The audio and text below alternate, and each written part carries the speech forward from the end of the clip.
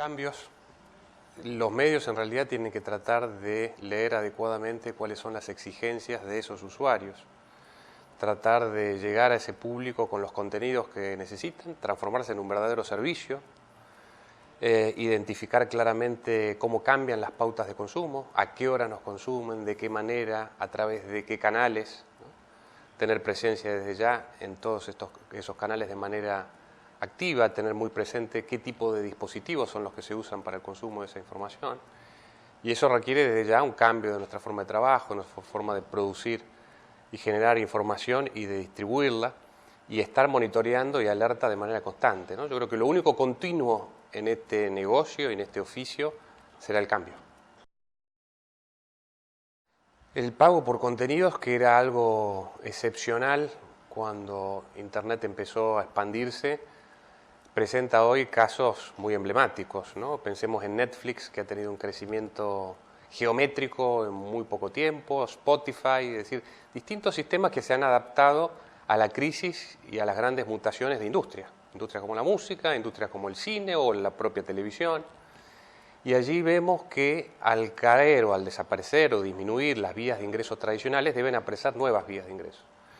Y eso implica, por un lado, la conciencia por parte de los usuarios que la generación de contenidos de calidad tiene un costo, ¿no? Que por lo tanto hay que pagar por ello. Ahora, es probable que la mayor parte de nuestros usuarios actuales, me estoy refiriendo a los diarios, no quieran pagar por esos costos. Cuando hablamos de las millones de visitas que tienen nuestras ediciones online, bueno, en términos absolutos la mayor parte no pagará nunca, pero en términos relativos habrá un porcentaje significativo que eventualmente está dispuesta a pagarla, y creo yo que los mejores sistemas que están funcionando hoy son los sistemas porosos, ¿no? Donde se cobra a partir del consumo de cierta cantidad de contenidos, ¿no? Entonces, aquellos que son usuarios más ocasionales, usuarios que no están ligados a la marca, nunca se enfrentarán con esa disyuntiva, pero en cambio aquellos que son usuarios muy activos, que ya tienen una dependencia, y que hay que pensar en esos usuarios no como potenciales, no tener miedo a molestar al usuario fiel, sino en pensar si no le estamos cobrando hoy a un usuario que estaba dispuesto a pagarnos hace mucho tiempo, ¿no? Y en países del primer mundo, pero también en América Latina y en distintas regiones no tan desarrolladas desde el punto de vista tecnológico, desde el punto de vista institucional, desde el punto de vista social, ya vemos experiencias más que interesantes. Y Clarín, bueno, ha hecho punta en ese sentido, como han hecho otros grandes medios, pero también hay casos de medios muy pequeños. En Brasil, en el 2004, un diario llamado Popular de Goiânia fue el primero en Brasil, un diario relativamente chico regional. Folha de San Pablo tardó 7 años en salir detrás de ese sistema que se ha generalizado entre la mayor parte de los medios grandes y medianos de Brasil, por ejemplo.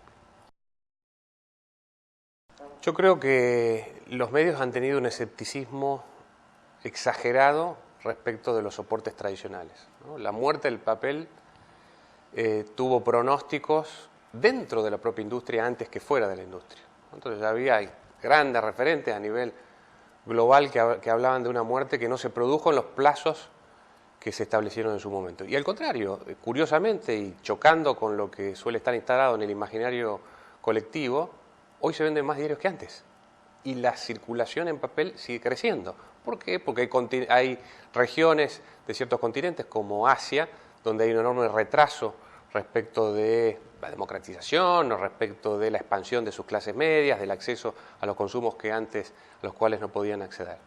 Pero en mercados como el latinoamericano hubo también una circulación estable, apuntando ¿a qué? A ciertos nichos desatendidos, diarios populares, diarios sensacionalistas, diarios deportivos, diarios económicos.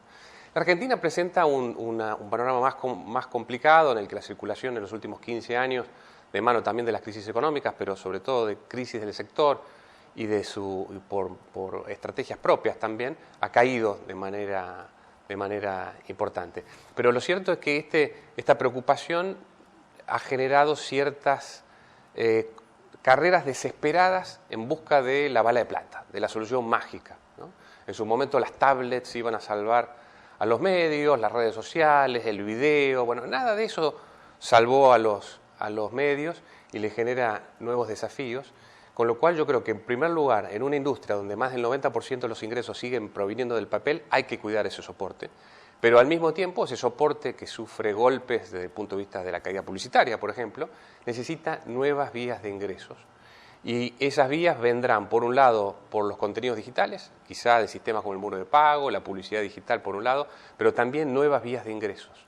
Es decir, la clave, creo yo, es conocer a una audiencia para saber qué contenidos periodísticos y extraperiodísticos podemos venderle a esa audiencia, ya sea eventos, ya sea artículos de consumo general a través de e-commerce, ya sea el desarrollo de publicidades más sofisticadas como pueden ser los contenidos patrocinados, como el branded content, y nuevos negocios que estén ligados a nuestras marcas y ligados a ese conocimiento progresivo y cada vez más amplio de nuestras propias audiencias.